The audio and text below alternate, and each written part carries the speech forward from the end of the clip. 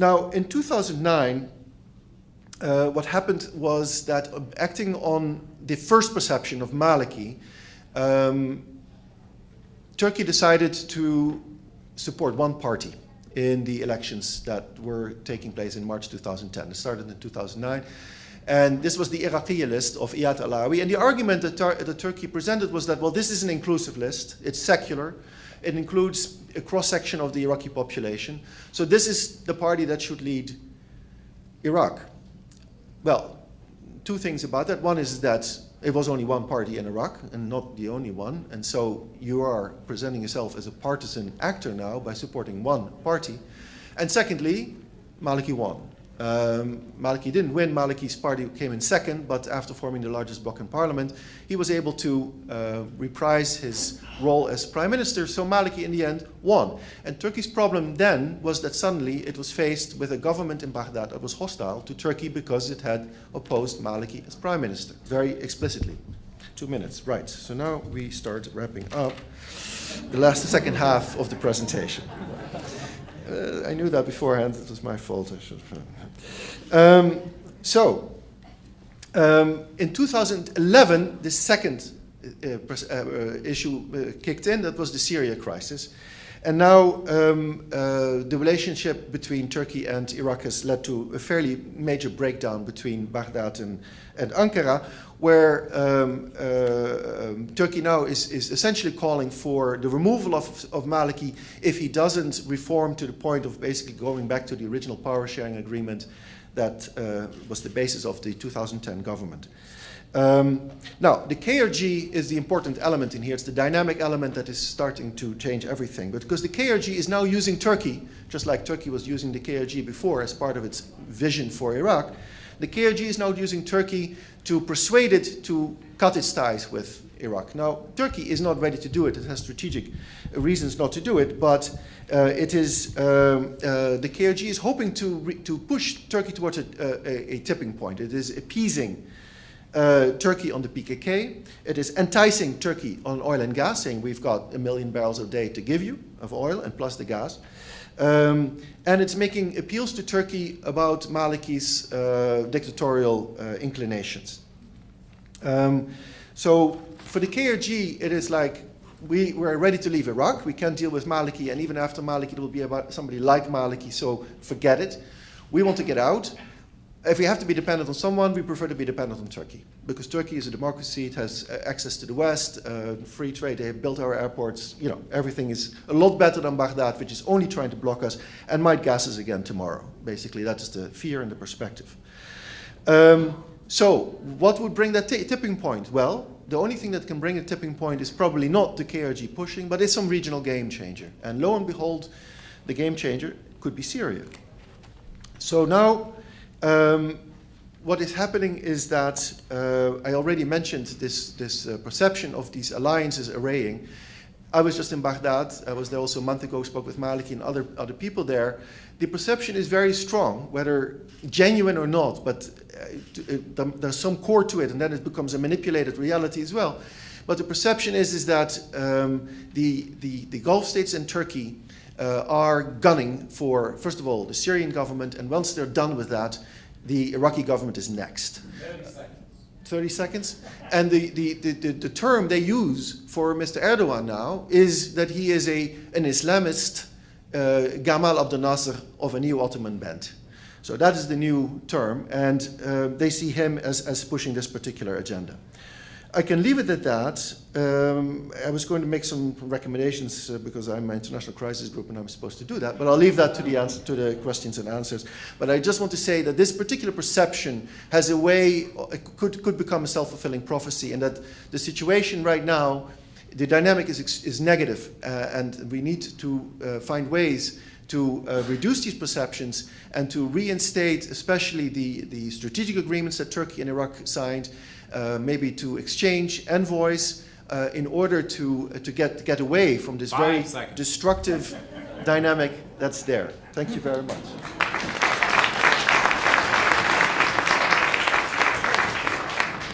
Thank you very much, Joost. I appreciate that. Our next speaker is Yigal Schleifer.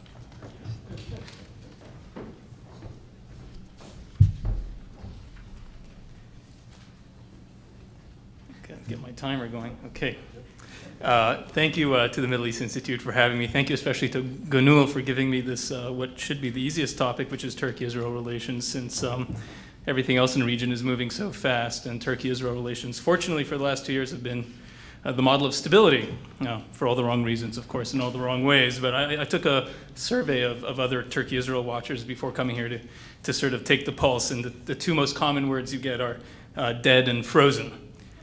So with variations such as deeply frozen and very dead. So that's Turkey-Israel relations. Thank you very much. But I think for the time being, and all jokes aside, I think you can put the question of Israel and Turkey, from the Turkish perspective perhaps, in the same basket as Turkey's relations with Armenia and Greek Cyprus, a kind of frozen conflict that appears to have very little hope for progress in the short to medium term, one that's tied up on both sides in questions of national honor, colored by religious and cultural sentiments, one that has not only regional ramifications for both countries, but one that also plays out in the American domestic arena and has the potential to color, if not taint, Turkey's relations with Washington. This is especially true for the Armenian and now Israel question. So it's something that should not be taken lightly.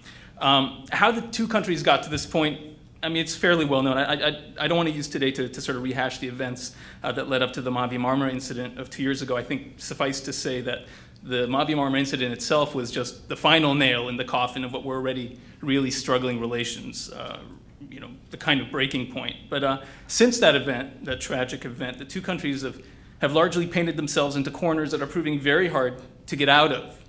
Turkey maintains, and as you heard from Ibrahim Kalin today and also from the ambassador, relations will not be renewed until an apology is offered, compensation is paid, and it was interesting to hear Ibrahim again mention today this third condition, which I think is the deal breaker condition, which is that Israel lift the blockade on Gaza.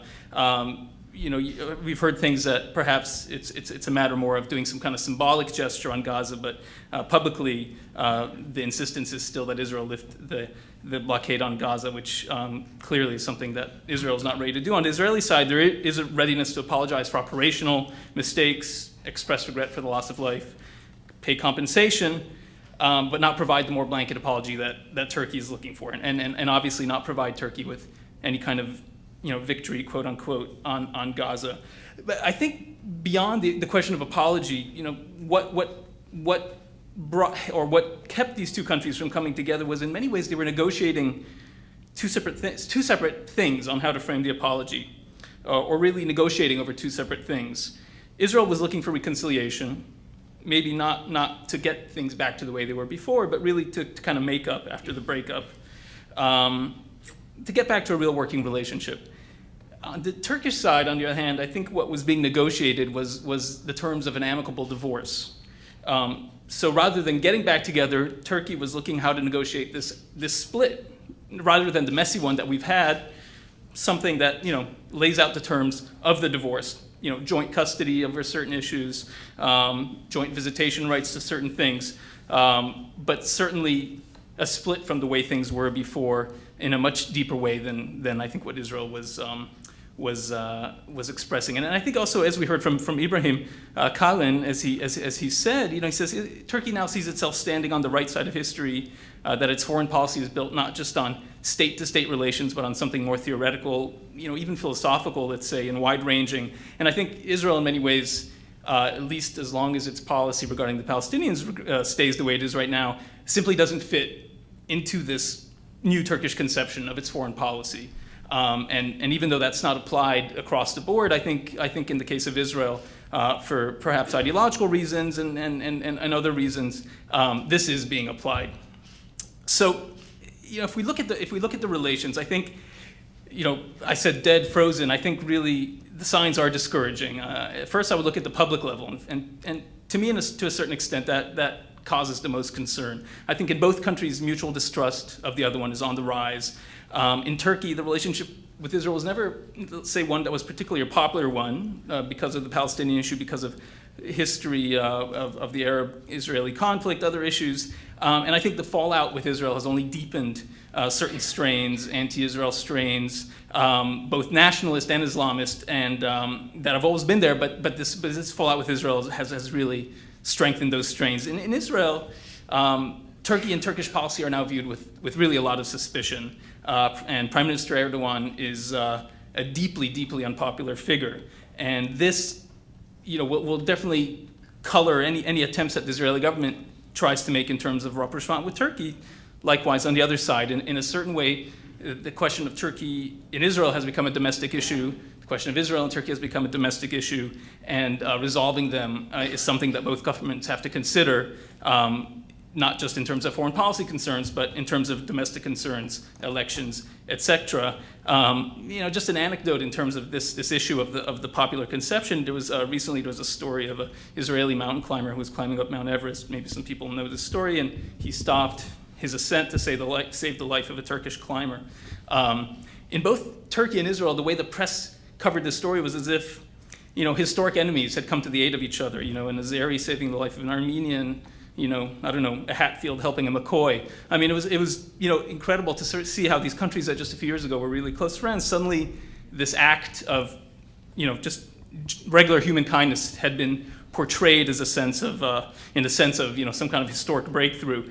Likewise, with some of the other bright spots in the Turkey-Israel relationship of last year, for example, Turkey's helping Israel during the big Carmel mountain wildfire in 2010, Israel's aid to Turkey during the Van earthquake. Last year, these were seen as breakthroughs. It was called the wildfire diplomacy, fire diplomacy, and earthquake diplomacy. These are things that regular neighbors do, help each other during a crisis. And the fact that these were seen as breakthroughs, I think, were more indicative not of the breakthrough, but of how deep in crisis the relations are. Another bright spot that I think a lot of people point out to these days are trade relations between the two countries. And indeed, trade is at a record level between the two countries, which is very encouraging. I think it also needs to be put within the proper context. I think rather than telling us about Turkey-Israel relations and where they are, I think it tells more about the global economy, how two countries that are part of the global economy, how they can't really boycott each other anymore. When Renaults get sold in Israel, these Renaults are actually made in Turkey. So boycotting, do you boycott Turkish cars when they're actually Renaults? At the same time, these cars that are being made in Turkey are part of an Israeli project to help launch an electric car system in Israel. So, the economies are so deeply tied that it's very hard to, boycott one another in the way that maybe countries once did in the past. So, I would take the economic part as not necessarily, the kind of bright spot that some people have portrayed it as. So what is new in the relationship? I mean, what's developed in these 2 years? I mean, on a certain level, both countries are working to punish each other in the international arena. Israel is now practicing what you could almost describe as a kind of containment policy against Turkey, deepening relations with Azerbaijan, Cyprus, Greece. The intention here is not simply to just stick a finger in Ankara's eye, but also to show Turkey that Israel has alternatives, not necessarily great ones, but it does. It can sell weapons to Azerbaijan, it can transport gas to Europe through Cyprus, and it can have a security alliance with countries like Greece and Romania. It can do the kind of Air Force training that used to do in Turkey now in Romania. Again, maybe not great replacements, but replacements nonetheless. At the same time, it's pretty clear that a large cross-section of Israel's defense establishment, including Secretary of Defense Ehud Barak, Kadima leader and the newly appointed Deputy Prime Minister Shul Mofaz, other top leaders of the IDF are very much support the idea of normalizing relations with Turkey. They realize it's a strategic, it's essential for Israel, and especially considering everything that's going on in the region right now.